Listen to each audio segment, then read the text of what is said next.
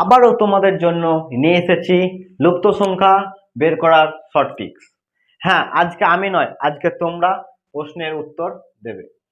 দেখো আজকের প্রশ্ন কি আছে, 8, 27, 64, 125, এখানে লুপ্ত সংখ্যা আর এখানে রয়েছে 343।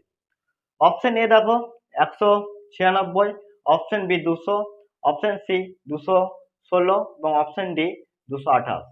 কি হবে, তোমরা উত্তর দাও।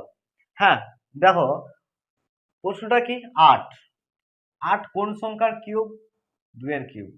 27 কোন সংখ্যার কিউব? 3 এর কিউব। 64 কোন সংখ্যার কিউব? 4 এর কিউব।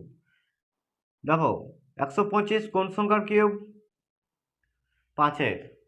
এবার দেখো সংখ্যাগুলো কিভাবে আসছে, দেখো 2, 3, 4, 5।